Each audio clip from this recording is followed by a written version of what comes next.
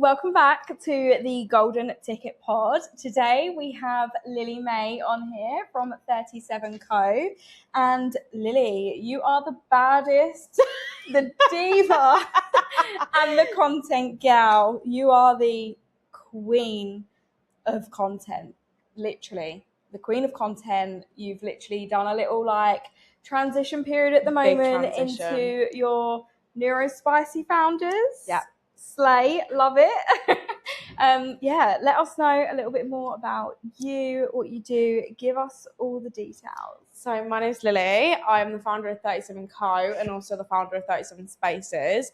My main area of work is basically helping people create content, film content, come up with content ideas, everything to do with marketing in a way that actually feels good, in a way that actually makes them want to post for their business, in a way that actually they're not posting every single day, dreading the engagement and everything like that comes with it. So definitely a niche person, but it's so good because, to be honest, there's not a lot of people who are supporting neurodivergent founders. So to be that person for me is definitely, I love it so much. Yes, 100%. I love that. And obviously I've looked into human design a little bit for the podcast episode. I'm scared. You don't need to be scared. It's exciting. But yeah, obviously you're a projector in human design, which makes so much sense with everything that you actually do within your business. Because obviously as a projector, you are here to guide people. Yeah. You're here to sort of show them the way, all of the things. And a lot of a massive misconception that people find with projectors is that you will probably feel like you have to work 24/7 and that you feel like you're a hustler. Yeah. But actually, rest is so important for you. And you're not here to generate that energy as such. You're here to sort of respond with that energy and make decisions and help people with theirs, if that makes sense. Yeah. Which obviously with you helping people the way that you do, in the way that you do, makes sense. You don't just give them a one size fits all strategy to follow. It's very much you personalize things for everyone. And that's because as a projector, you can see things in others and experiences and whatever it might be so clearly. So that makes so much sense. Just called me out with what you do in a good way. Makes so much sense with what you do. But yeah, you started your businesses at 16, was it? Talk us through that journey. Talk us through how you started, what you've come through along the way. It was so weird because me and my partner were literally looking through my old TikToks last night for my first business. Yeah. And I was like, I actually don't even know who that girl is. It's so weird. I feel like I've lived about 7 different lives in the past 6 years. But yeah, started my first business at 16. It was a cosmetics business. All vegan and cruelty free, and I had that for 4 years. I had that for a long time, so until I was 20. And even though I look back and I'm like, ew, cringe, you did so much wrong, I don't actually know if I'd be here if it wasn't for that business, because that business is what made me fall in love with marketing. It's what made me fall in love with content, made me realize the power of socials. I'd literally just started college and I was like, I actually can't do this. This cannot be my life. I was studying health and social care and I was like, no, I actually can't look after old people. I can't do it. And yeah, so it definitely taught me a lot. After that, I went into digital marketing apprenticeship, which kind of got me here. Started a social media management company. Had that for a year, hated that because I hated management. And then transitioned into coaching, and then everything's just been a fucking whirlwind since then. I don't know what I haven't done at this point, to be honest. It's been insane. It gets like that though, doesn't it? Where you literally just and that's the thing of business, you literally have proper high highs and then low lows, and they can literally happen within a split second of each other, and it's what the fuck is going on? I've had it before where I've had the highest cash month I've ever had, or the best month I've ever had. And then the next month I'll be like, oh, okay, humbled again. No money. Where's everything gone? Where are the inquiries gone? And it's just business. What is it? Business isn't linear. It's linear. It's actually not. And I think that's something that I've had to learn from very, very young age. Wasn't easy, especially I think as someone who does have ADHD. I think it was it's not just going my way. I don't like it when it doesn't go my way, and one little thing can literally make me corrupt. But yeah, definitely a learning journey. It is, isn't it? I think a lot of people probably come into business thinking that it is easy, because when you look at it online, everyone makes it out to be easy. Glamorizes it so much. Yeah, and they make out as if like you only have to work 2 hours a week, like everything's perfect, you have everything you want. Yeah. And yes, that can be the reality if you want that to be the reality. But for me, I love my business. I wouldn't want to work 2 hours a week. I'd want to work more. Yeah. Like that's just my personal take on it. And also, like things aren't going to be that steady and straightforward all of the time.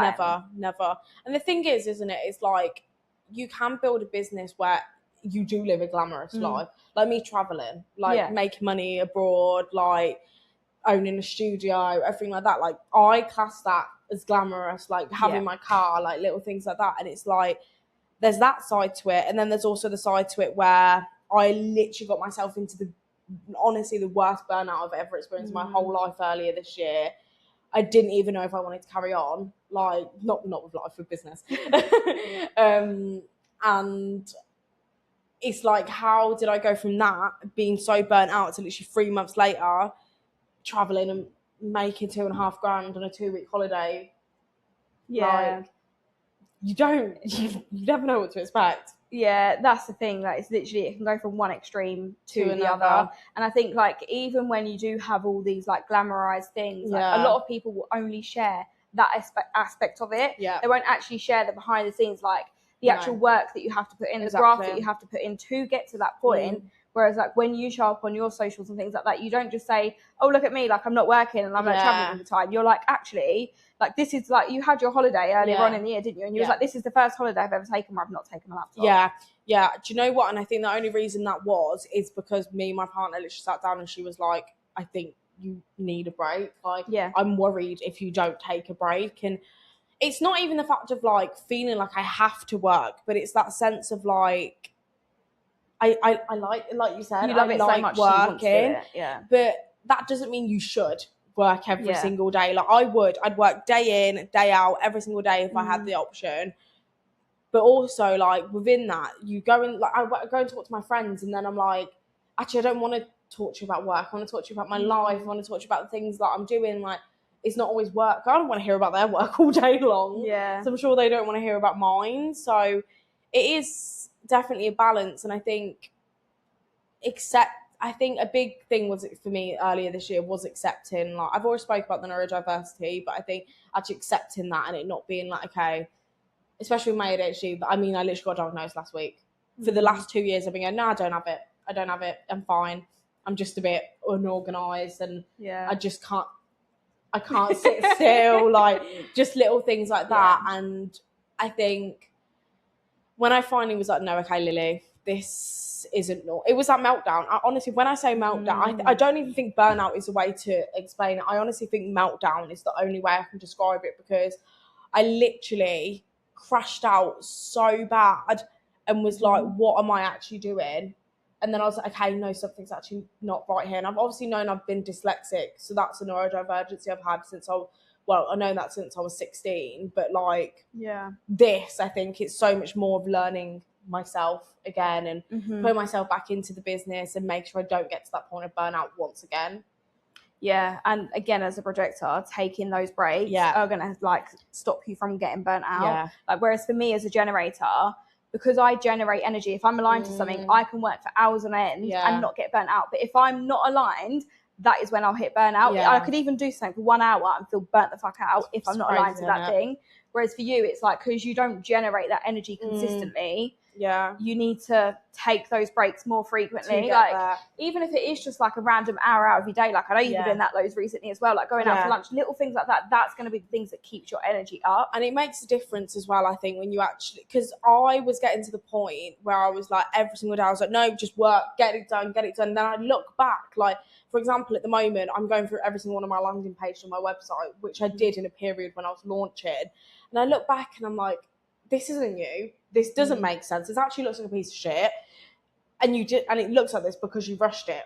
So now it's like going, like you said, taking an hour on my day. Literally, because I've got the office now, I'll go home for an hour and see the dog. And then come back. Like little things like leaving my laptop in the office. Probably shouldn't say that, but no one come and steal it, please. I kind of need that. But like things like that and not going home with it. makes a difference, because then I can't stay up until 2 a.m. working because I can't do half the stuff I need to do on my phone. Yeah. I think also doing that, and it sounds so silly, but starting to work with systems that I actually can't access from my phone has massively helped. Like, yeah. It sounds so silly, but I can't then randomly, because I even used to have this really bad habit where I'd be in the shower, I'd get out the shower because I think about something, do it really quickly and get back. That's not normal. Just fucking take a shower. Yeah, but I also think that's a neurodivergent thing, right? Because Yeah, in your brain, it is. I feel like I really need to get tested for ADHD because I'm like so sure I have it. But like for me, even like if I have an idea, or if I've got something, I'm like I need to do that. Yeah. I will have to action straight away, or I'll forget about it. Yeah. Even if it's an hour later, I'll be like, what was that thing I needed to do? Even like within business though, and this is something that I say to my clients a lot, is when you've got an amazing idea for a service, a product, an offer, a piece of content, like sit on it for like, put it somewhere. I say put it in your notes page. Say, for example, them 2 a.m. thoughts, put it in your notes page. If in the morning you do not remember that notes page or what you put on it before you open it, don't do it. Because all my ideas where I'm like, no, I need to do this. Like, for example, the app I'm building, I slept on it and I was like, okay, no, I still really, really want to do this, because so many of us spend so much time on like content, services, landing pages, whatever. And then a week later, we'll be like, nah, done with that now.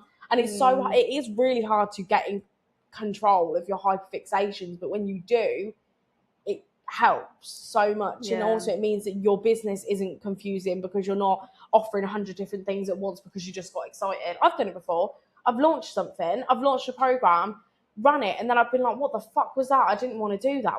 That's gonna get every single ethical thing I've done, like, and it's got to the point where I've ran things and refunded people halfway through, like, because I thought, oh, this is how you grow a business, and then it's actually not, because I don't want to do that. Yeah, and I think that's the thing, like we're in such a fast-paced environment that, like, you just feel like you have to like run on those things straight away. And like some people in human design, they are meant to like make fast decisions on. They got like other people, if you're a reflector, you have to wait a whole lunar cycle to make a decision. Is that like 28 days? Yeah, like, you have to wait a whole one to make a decision. Honestly, good job you're not a reflector. That's why you can't do it. Like for me, I've got an emotional authority, so I have to ride out those waves, like you said. If I've got a really good idea, I've done it so many times as well for my business. I've had a really good idea and I want to act on it straight away because I'm in such a high vibe energy. And then like a day later, I'm like, I don't actually want to fucking do that. It's still a great idea, but it's not actually the right for me in this moment. Exactly. And you have to really like listen to what's actually right for you. Exactly. And it's just when you do things that don't make sense, everything else comes crumbling down, I fear. Like everything else. Like I've run programs, I've done opportunities. Like I did, there was this, I think I also have a really bad habit in business where if something didn't go well, and I know that it's not something or it didn't go well because of someone else, I'm like, okay, I'm not doing that again. So I can't remember the exact thing, but I do remember the exact thing. I ran a speaking opportunity for a really small local business, and I won't say who, but basically they mugged me off completely, and then it put me off speaking for months. That's why for like before I went traveling and when I came back, I was like, I don't want to do any speaking opportunities because I was mugged off. And I kind of hyperfixate on that feeling that I had. Yeah. And that annoys me. That's something that I'm learning with myself. But yeah, it's definitely a learning. I think everything in business is always a learning curve, isn't it? Like the amount I found out about myself just from starting a business, and like I sit back and I think, if I didn't start my business 4 years ago, who would I actually like would not be who I am right now. Like I would not have this confidence. I would not have this trust in myself. I would not feel like the way I actually feel right now. I'd probably be fucking still living the same dead end like world. Like, it's so weird as well because I always say to people that I have a persona. Like 37 is my persona. Like me outside of business, yes, I am. Like you see me in person, I am very much the same. But in my personal life, like I am still very outgoing, like, and can talk for England. But like my anxiety outside of business is horrendous. Like me and my partner have started doing this thing where when we go to restaurants, I'm like, oh, can you ask the waitress for this? She goes, no, you ask for it. And we sit there for a good half an hour. My food could be getting cold. But until I actually get the courage to do it. But in business, if I want something, I'll ask for it like that. I'm the exact same. It's so weird. It's like I'm so confident within my business, my skills, everything I offer, within marketing, within content. that sometimes I think I forget about who Lily actually is outside of that. So that's definitely what, again, I've been doing this year, and make sure I'm bringing myself into the business as well, because it's important to not just lose yourself because like you want to make a bit of extra money. It's not worth it. Yeah, exactly. It's so true. And I feel like as well, like a lot of people who are probably very introverted, like they're very anxiety driven, they won't want to start a business for that reason. Exactly. So how did you actually overcome that when you were 16 starting your business? What did you do? It didn't come overnight, and I'm fed up with people acting like it did. Like, it really didn't. I have had a high functioning anxiety since I was literally 12. I got diagnosed when I was 12. And that's coming from someone who was a performer her whole like childhood and everything like that. I was a performing arts kid. And it was really hard because I was like, what do you mean I can't go to the shop and say, can I have a receipt, please? And little things. I couldn't even go to school. So it definitely wasn't an overnight thing. I think for me, I just took little steps, filming in front of the camera. Like, there's a workout, like a work set I do with my clients where I'm like, it's just talk to yourself in the mirror, get comfortable looking at yourself talking, record everything you do, and just sit and literally make yourself want to scream and feel uncomfortable by listening back to your own voice. Like, little things like that, like putting yourself in rooms, just doing the thing, and then you're like, oh, actually, that wasn't that bad. Like, there's going to be times where you think, fucking hell, that was horrendous, I never want to do that again. But also, like, 9 times out of 10, I'm like, that wasn't that bad. And it is just something that takes time, and there is still times when I have talking opportunities and stuff like that where I really wind myself up beforehand, but at the same time I know my skills, I'm confident in my skills, I know what I do, I know what I'm doing is changing people's not only careers but like the way they feel about themselves. And I think that, and going back to my why and my purpose and everything that I do in business, is what just allows me to, sound silly, but overcome everything. Yeah, I can really relate to that. And like when I first started my business, if I look back at the videos of when I was talking on my stories when I first started, I cringe so bad. And I'm like, oh, but if I didn't do that, I still wouldn't be talking on my stories today. Exactly. And I wouldn't be as confident as I am today showing up. I wouldn't be doing a fucking podcast if it was like me 4 years ago. And I even just say to people, like, just film, leave it in your camera roll for like post it on your friends, like speak to your close friends list. I don't care how you do it, just do it. Right, and it sounds like really hard, but like, you do just have to just think, okay, let me get myself out of this block. Like, and the thing is, you actually will never become comfortable in life without getting uncomfortable with things. So it is just getting uncomfortable, and it's not a nice experience. Like, it never is going to be, especially when you do have things like anxiety. Like, but once you've done it, it does. The first time you're like, okay, that wasn't that bad, let me do it again and again and again. And even just like little things, like I said, like asking for things in shops helped me massively.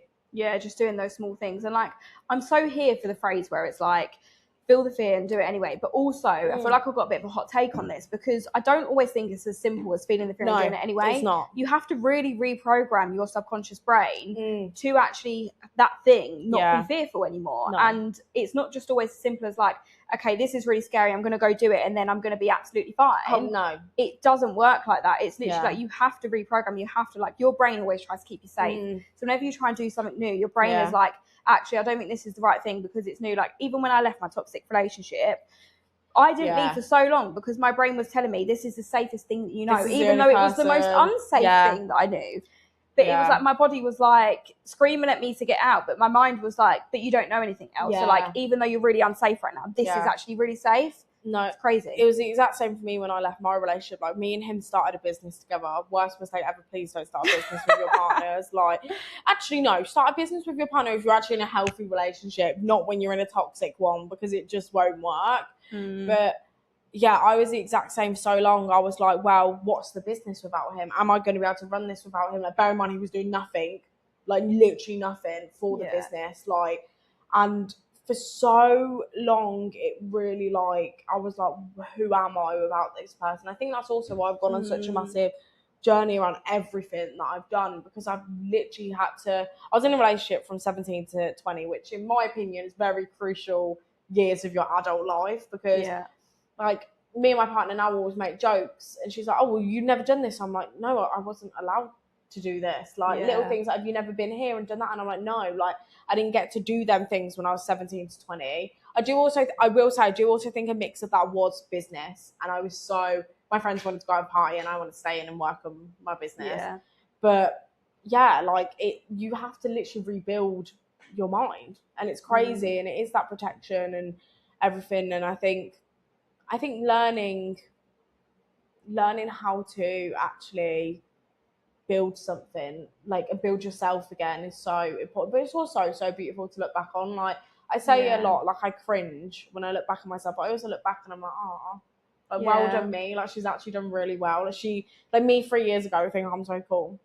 Literally, like I done a post the other day. Did you see it? Yeah. It was like the younger me would look at me and be like, she's so fucking cool. Yeah. Like I would like, when I actually put myself in the shoes of who I was, even as a teenager, I would not think that I'd be doing what I'm doing today. No. Oh no, not in a million years. In my head, I was going to be in some massive. Well, actually, when I was younger, I wanted to own a dance school.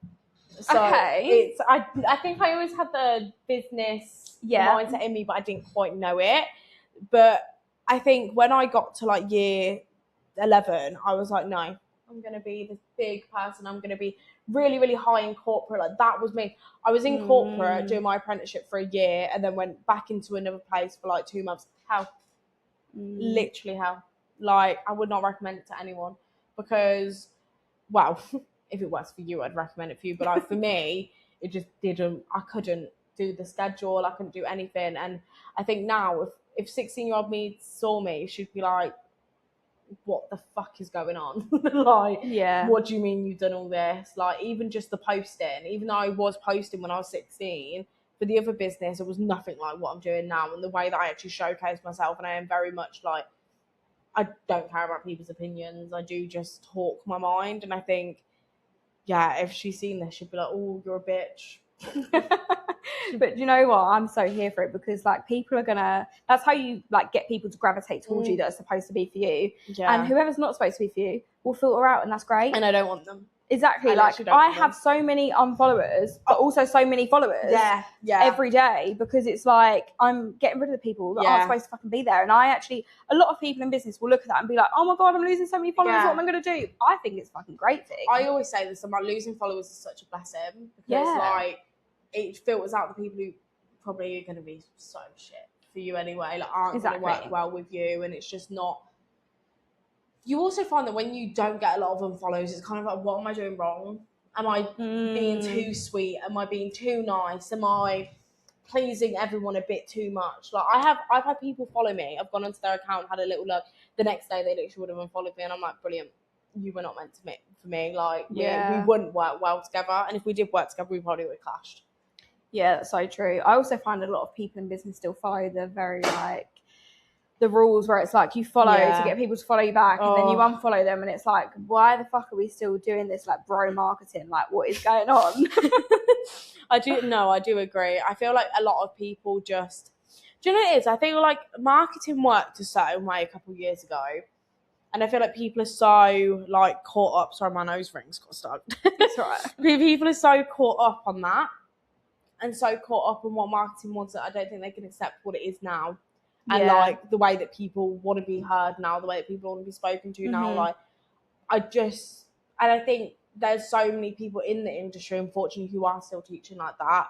That unfortunately a lot of people who work with coaches, mentors and all this get burnt out because they're like, well, nothing you've taught me worked. Yeah, it's so true. And again, like some people are supposed to initiate, they are supposed to like go out there and put themselves out there. But actually the majority of us are supposed to sit and respond, put yourself out there, respond to what's in front of you rather than actually just constantly doing all these cold DMs and stuff like that. And that's why for some people it will actually work and you'll be like, well, why does it work for them and it doesn't work for me? And it's because that's actually what they're designed to do. So people don't get that weird icky feeling from them because they're supposed to do that. I get cold outreach all the time from people and I just think I look on their page and I'm like, but you're actually pretty cool and I actually would have followed you and like we actually look like we'd vibe, but you've come into my DMs and you've said all this shit to me, insulted. Why do people come in cold DMs like, you're shit at this? You've insulted me, I don't want to work with you. If you were nice to me, like, look, I've noticed this, you're doing amazing at this, but I would love to have a conversation with you. Someone's a professional in their field, I'm going to listen to them. But don't come in my DMs and insult me because you're going blocked. I don't care how much you could have benefited me. I don't want to hear it now. And also, controversial take, But there are so many coaches at the moment, and I know it because so many of them are reaching out to me. So many coaches who post, I get all these inbounds, I get all this, who spend hours outreaching every single day to get a client. And I personally don't think you should, as a coach, I mean, I don't know about you, but I don't feel like as a coach you should be outreaching, because if you're focusing on such a transformation, if you know that you're working with such a core person, your content should be saying that, you shouldn't have to outreach. Like, it's like me outreaching someone, being like, I work with neurodivergent founders. Imagine I can tell you've got ADHD. I can tell you have got raging dyslexia. Nothing in your post is spelled correctly. Like, you need to hire me right now. No, literally, I just think it's wild. And it's like a lot of these massive coaches, or a lot of these coaches who are like, I'm making this from impact. No, you're not. And it's scary, the amount of people that lie. Like, scary. So bad, isn't it? I completely agree with the whole outreaching thing. Like, I hate it. And like, when I first started business, that was one of the biggest things that was taught to me, was message people, like reply, like leaving it, like just random shit. And I was like, I'm not doing it. I feel icky. And that's something that I've always stood by. I was like, I'm not doing that shit. Like, in the network marketing, I sort of understood why they taught that, still hated it, never wanted to do it. But I was like, especially for my coaching, if I want to work with someone, I want to make sure they are 100% my person. I do not want to like work with someone that I've literally just messaged off the bat, and I'm like, actually, I think would be a great fit, when actually I don't know nothing about you. Like, why do I want to work with you? This is the thing as well, and it's like, even yesterday I put a post up on Threads about potentially looking to invest in someone at the end of the year, because I'm really, really interested in like a growth coach. And I had DMs being like, you'd be perfect for me because of this and that. And I was like, we've not even spoken. Come in, promote your services. Tell me what you do. I've said openly I'm looking for it. But then you're like, oh, I can see from your profile that you need help. I've not asked for help in that. Like, that's the thing. And it's just crazy. I just feel like a lot of people don't know how to teach their content. And do you know what? That's fine. That's not some people's specialities. It's like you're not a content coach. I wouldn't expect you to go and teach someone content. Exactly. It's like how, say for example, someone who's a email marketing coach, they might not know how to speak in their content. And I don't expect people to know, but I then don't feel like you can, number one, teach content. The amount of people who teach content and socials is wild to me. Literally wild. Like, but you know that they're investing in their socials, wild. And the amount of people who just don't actually fucking know what they're talking about, crazy. And it's not even like I'm here to shit on the coaching community, because I think it's incredible. I think the lives that you can build, like the lives you can change, are incredible. But I also think, in that same breath, be careful who you're working with. Like, I'm so with you on that, and I feel like it's such a big thing, and it's becoming more apparent now. But like, there's so many coaches and so many people out there that, and don't get me wrong, like, I was this person when I first started my coaching business. I started a coaching business. I was teaching people how to go from surviving to thriving. Thinking it, I was telling myself, I'm thriving, I'm doing great. I was in the worst fucking period of my life. Like, I will hold my hands up to that. But also, like, a lot of people won't hold their hands up to being in those situations because they're still in those situations, right? This is what I say. I'm like, you have to. I don't think you should be able to coach anything that you've not been through, or anything you've not achieved. Like, people are like, oh, I can help you reach a 10K sales month. And I'm like, okay, when's the first time you hit yours? And they haven't. I'm like, this is why you'll never hear me go above certain numbers, because I'm like, well, I haven't done that yet. Will I? Yes. Have I? No. So how am I supposed to know how to do it without doing it? It's even like when I hit my first 5K cash month, I was like, okay, cool, done that now. Never doing it like that again. And it wasn't until I actually did it again in a way that actually made sense for me, my business, everything that I was doing, that I was like, okay, done that in a way that actually feels ethical for me, done that in a way where I'm not working to, like, every single second of every day. Now I can teach it in a way that's actually authentic, especially if, like, you're going online screaming, I can help you do this in this way, but you didn't do it that way. I'm like, oh no.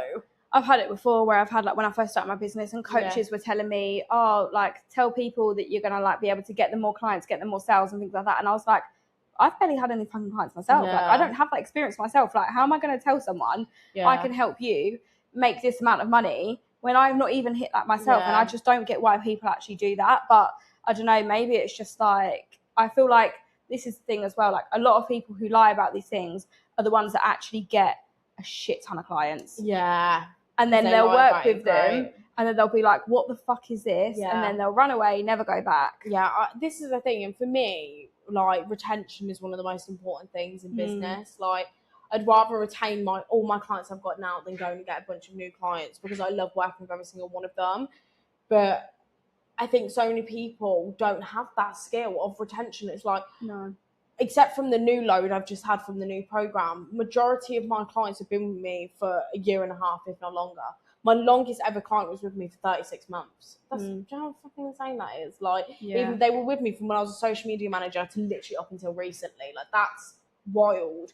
And there's not a lot of people who can say that. And I think, I always say, don't look for numbers, look for retention when you are looking for coaches, because there's a reason that people will retain with their coaches, and there's a reason that people don't. And it's not, and I'm on about outside of their 6-month or 12-month commitment that they have got.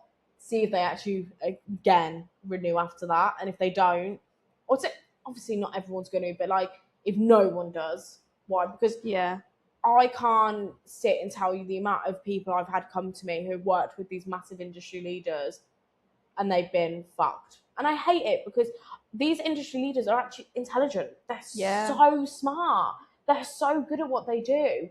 And it's just like so sad that they can't like retain the stuff that they put out inside their business. And that's what makes me sad, because I'm like, you're so fucking smart. Like, you can see their potential. You can see how good they are. And I'm never going to sit here and slander anyone, because but it's just like, you're actually incredible at what you're doing. You are getting people incredible results. People don't like working with you because you promised one thing and gave them another. So that's so true. But I also think there's a bit of a hot take on this as well. And I think sometimes coaches will often not give you that transformation and result that you want to get, so you then continue working.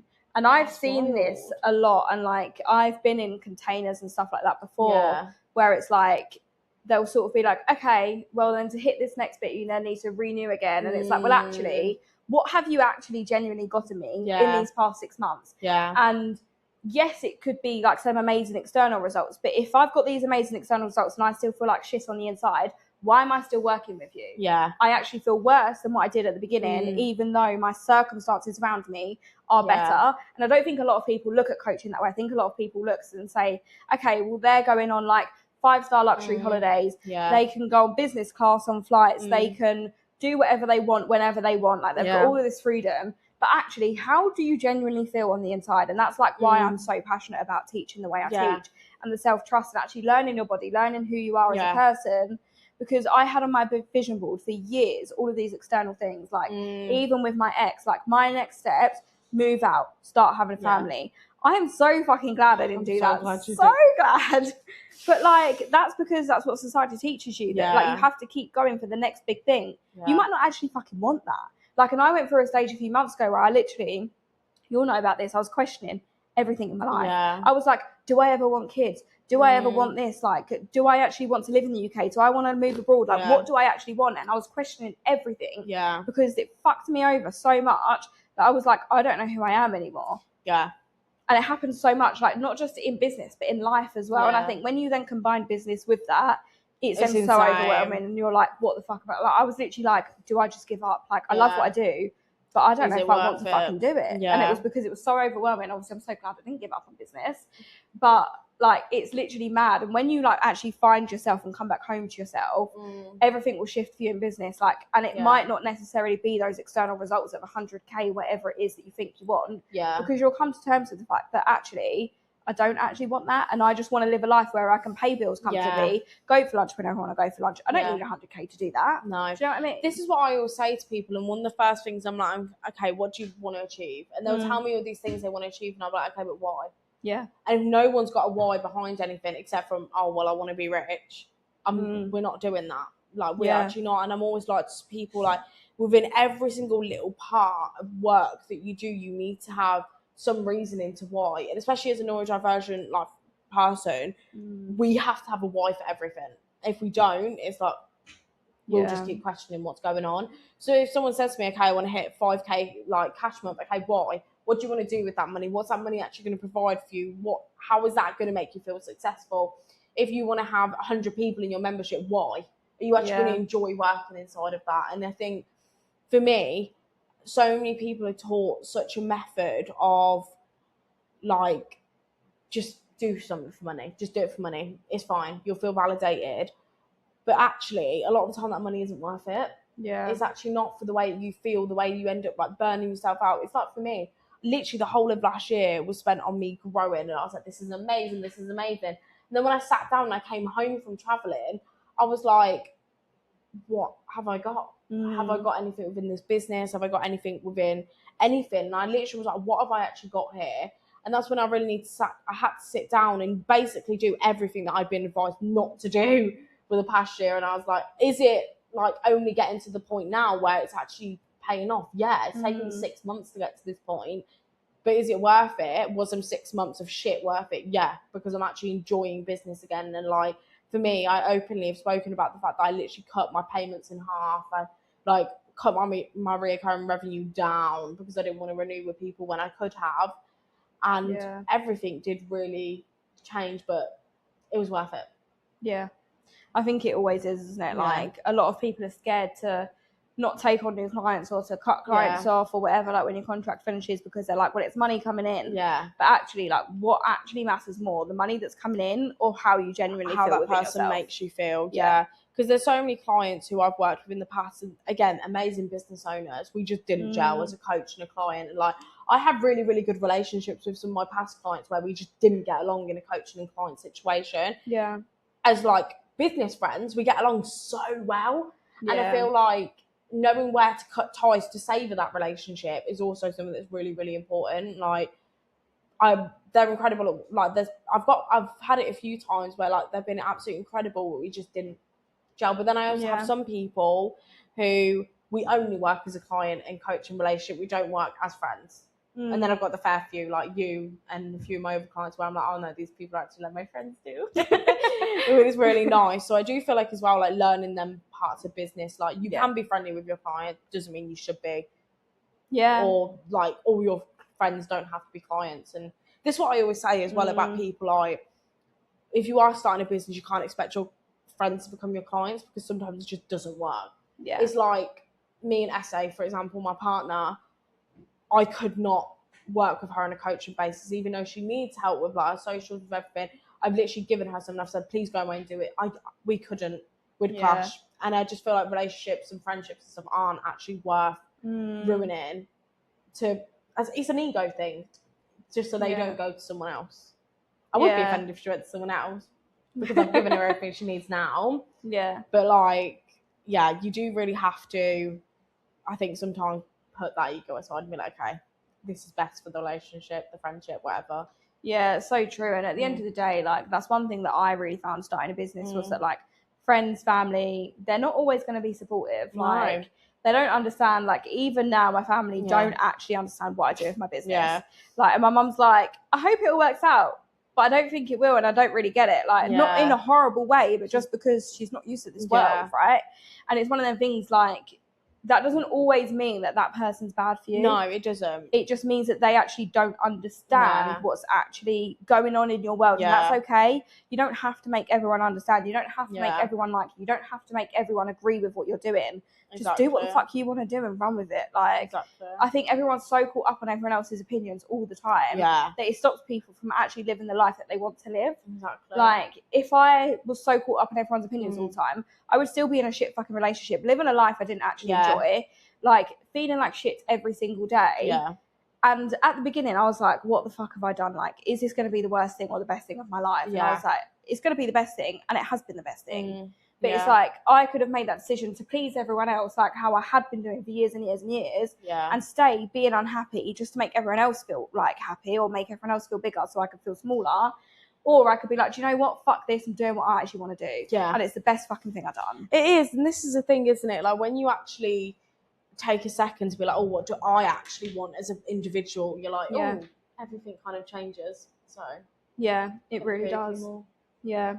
How do you find, like, obviously being neurodivergent, you've just been like assessed and diagnosed with ADHD. How do you find that shows up in your business? What's hard? What's like maybe not easy. I don't think you don't take a break. Yeah. Like, honestly, like it shows up more now that I know I've got it. It's really weird. Okay, like, I find a lot of people say that. Yeah, you notice things more. Like I was saying to my partner about the other day, I was like, oh, I've noticed this and I've noticed that, and she was like, yeah, did you not know that was a thing? And I was like, well, no, because I've never even bothered to look at it before. Like, I think things like consistency is massive. Like, I struggle more than I'd like to admit. And I do have days where I'm like, I don't want to do anything. Something that a lot of people don't talk about enough and definitely should talk about more is creative burnout.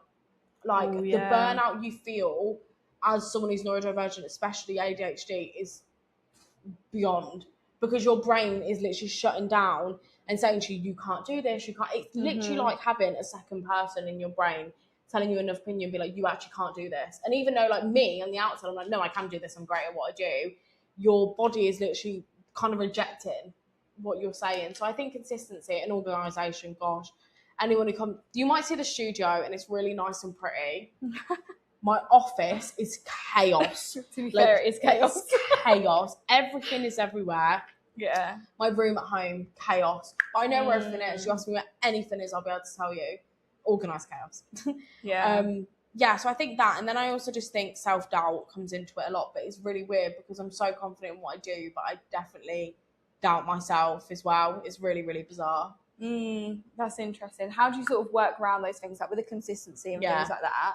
Obviously, you've got a business that is successful, so like, how do you have that consistency? How do you have that organisation? Because I would say, like, as a client as well, I would like look on the outside and be like, you are organised with your clients, but I know I'm very similar. When it comes to other people, organised as fuck. When it comes to myself, not at all.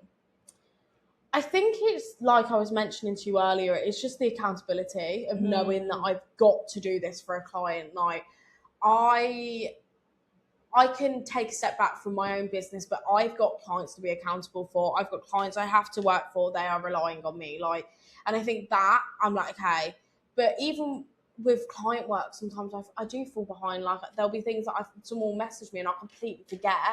So for me, to-do lists to make sure, like, even like, not even like, oh, you need to do this today, but just the list where it's like, okay, these are things that you actually do need to chase up on. Things like my account, that my poor accountant, honestly, that woman, a saint, like, bless her, she has to chase me all the time. But I think when it comes to consistency, you learn what consistency is for you.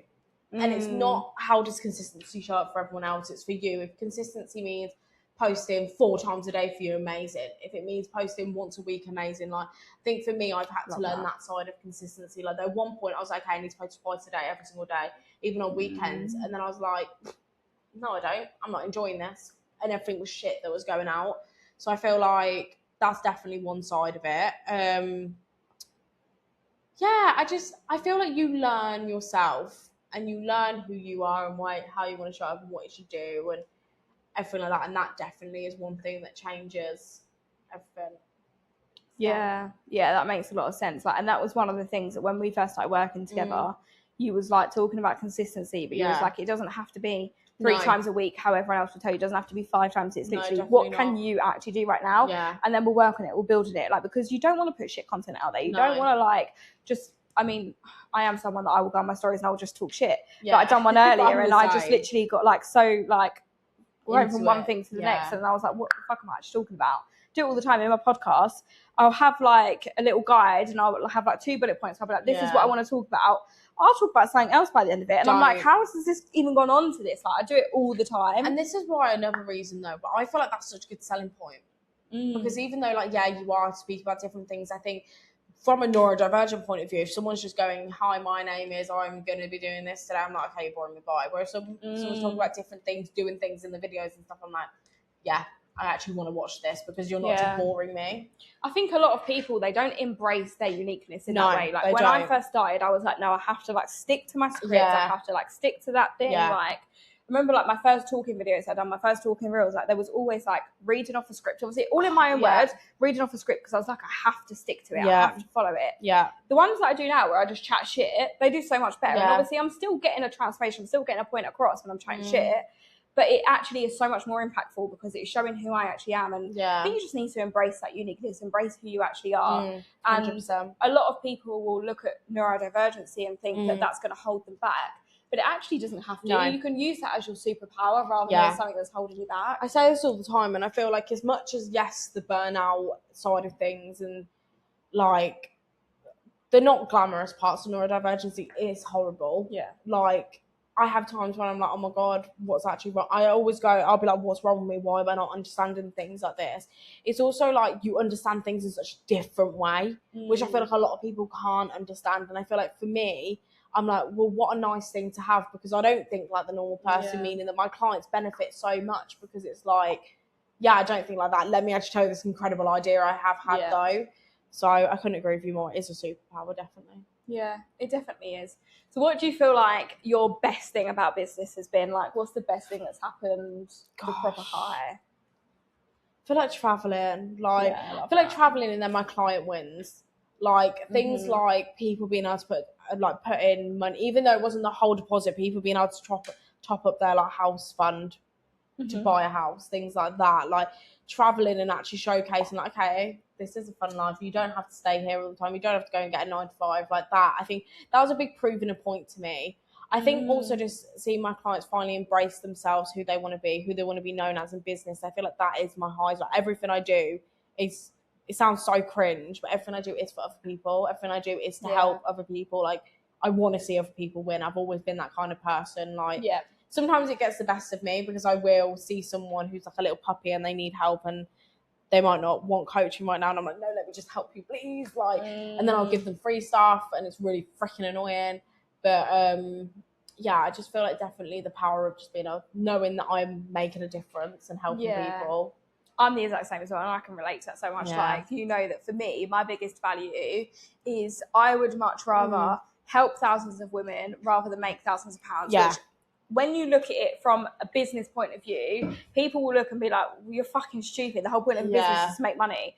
But if I could actually help transform thousand women's lives, like, I would feel so much better than just having like fucking millions of pounds in my bank account. 100%. And I think if you don't have that mindset with business, if you literally go into business with just the mindset of I want to make millions, you're not actually going to enjoy it. Like, you need to have a business that you actually really genuinely enjoy, that you love, that you would genuinely do for free. Like, I always say to people, catch me at 90 years old, I will still be there fucking coaching people. Literally. This is what I say. And even though, like, I have got a big 10-year plan, and even though my 10-year plan just looks slightly different to what I'm doing now, it's still the helping people. It's just on a much bigger scale. But also, like, I think this is why both of us thrive so much working people one-to-one. Because it's not just, let me get you in a group call and make you loads of money. It's, actually, I really want to help you as an individual grow. And I think, again, this is where people go wrong in content, is they just focus so much on everyone else and what they're doing instead of thinking, okay, what am I best at? Why am I best at this? How can I actually help here? Yeah, I love that. And what do you feel like leading differently means to you? Oh, God. I literally, when you asked me this question, I was like, I actually don't know how to put it into words, because it is like, actually, I think it's just finding yourself and leading with yourself. Like, I feel like instead of like pretending to be someone else, pretending to be like everyone else, following the latest TikTok and Instagram trends, like, to me, leading differently is becoming yourself, leading as yourself, and leading as a way that makes you feel empowered, other people feel empowered. Like, actually, them parts that you were told that were wrong with you, the parts that you were told you should not speak about, like, no, I can speak about them, because they're going to be the thing that people are actually more inclined to actually work with you for. Like, do you know the amount of people I've had message me now and actually want to work with me, who have been following me for ages, now that I speak about my neurodiversity, because they're like, you actually speak and get it. Like, I felt like I was alone in this. Now, no, I'm not alone. So I feel like leading with that difference that I've got, even though there are so many neurodiverse founders, but leading with that difference makes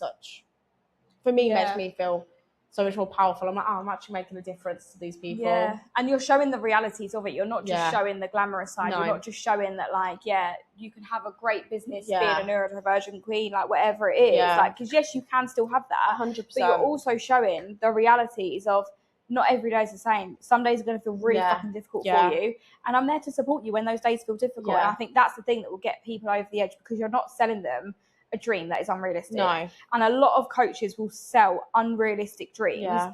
And then that's when that thing happens where you work with them and you're like, well, none of Yeah. this is fucking happening. Like, this thing, I had someone message me the other day, they're like, I can help you regulate your nervous system, all of this. And I'm like, this is so great. What happens when my next meltdown comes?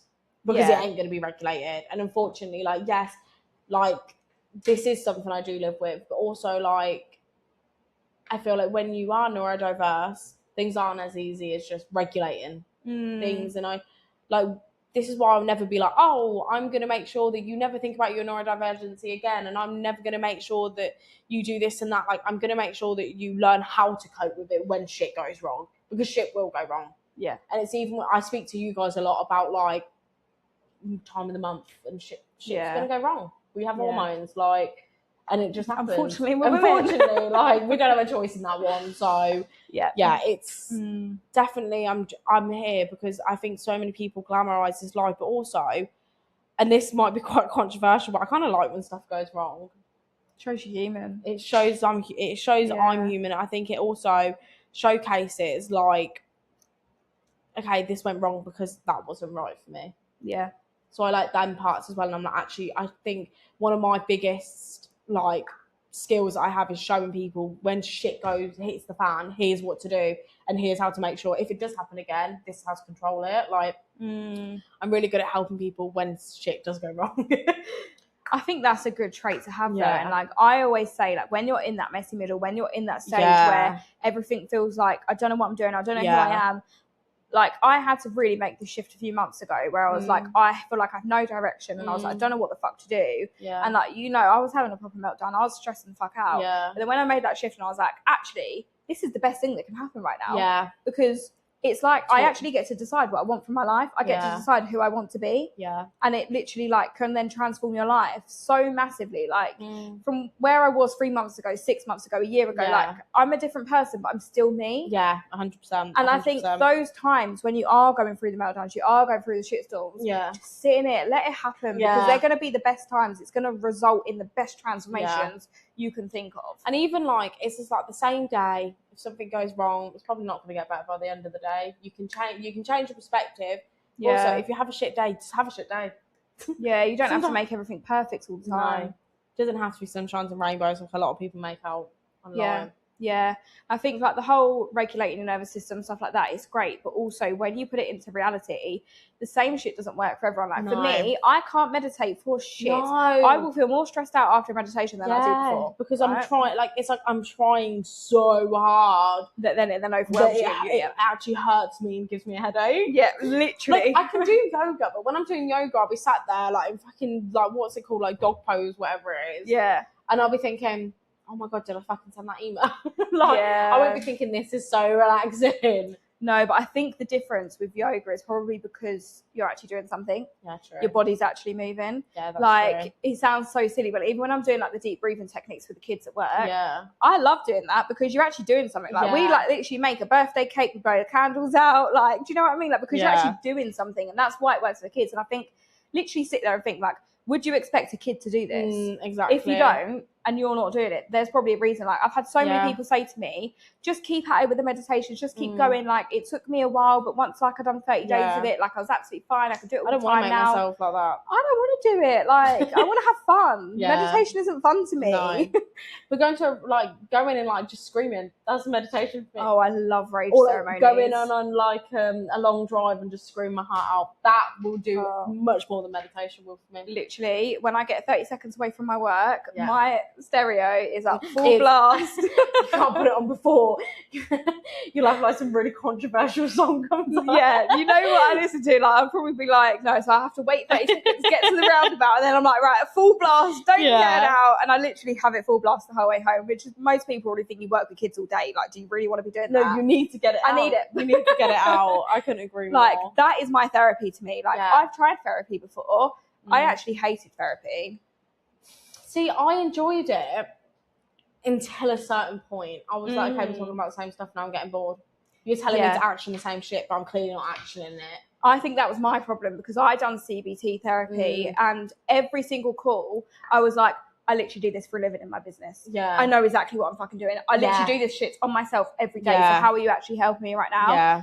And like at that time, like I was in that very toxic relationship, and like I wasn't really listening to music. I wasn't doing the things that made me feel like me. Yeah. So I was literally like the same fucking shit every day. And I was like, there's only so much I can physically change my mind. Yeah, definitely. And like I think when you put the pressure on yourself to change your mind, to change your circumstances, it's not going to happen. No. Like my brain has subconsciously changed when I've taken that pressure off. Yeah. And it is so fucking weird because like obviously since I left him and stuff like that, and since like 6 months before, where I was like, do you know what? I'm just gonna chill, go about life, pour into me, whatever. Yeah. Things started to shift, and I then started to be like, oh, do you know what? I can fucking leave it now. It's wild. Like, and then even now it's like, oh, actually, like I don't feel like shit every single fucking day. I have my moments, but I feel good. Yeah. And that's because I've taken the pressure off of like having to do mindset work, having to constantly change my brain, having to like do all these different things. Like I don't have to have a set morning routine every day. No. When I did, I felt fucking miserable. Yeah. Now that I can just be like, do you know what?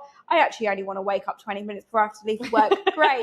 Or I can be like, do you know what? I do want to wake up and have a coffee and actually like have a nice morning. Like it's all right. Just do whatever the fuck it's you like want when to do. people are like, oh no, you need this, and it's like this whole routine of okay, I don't go on my phone until things. Yeah, I can't do that. Maybe I want to go on my phone. I want to text my friends back. Like, maybe there's something I've thought about in my dream and I need to jot it down. Like, I get why people do it, but for me. But that's the thing, it always comes back to, doesn't it? Like, it works differently for everyone. Some people, that is probably part of their design where they need that routine, they need that structure. 100%. And also, like, for other people, structure might be the worst thing for you, it might hold you back. For me, I know, like, it's really weird because I'm a very organised person, but I think that's only because I've made myself be organised over the years. But when it actually comes to it, like I was voice noting someone earlier and I was like, I feel so unorganised at the moment. But on the outside, everyone will see me as an organisation queen, right? And I'm like, actually, my life is the most unorganised, chaotic shit you'll ever see. Yeah. This is the thing that I say to my clients. I said it on a call the other day about time blocking. Well, I can't do it. No. I've tried to do it so many times. When I time block and then I go over that time ever so slightly, the world's ended. The world, like, I'm like, fucking hell, I haven't done this. Now it's going into the next one. Literally ruins my whole day. I'm like, what is the point of me actually doing this? Yeah.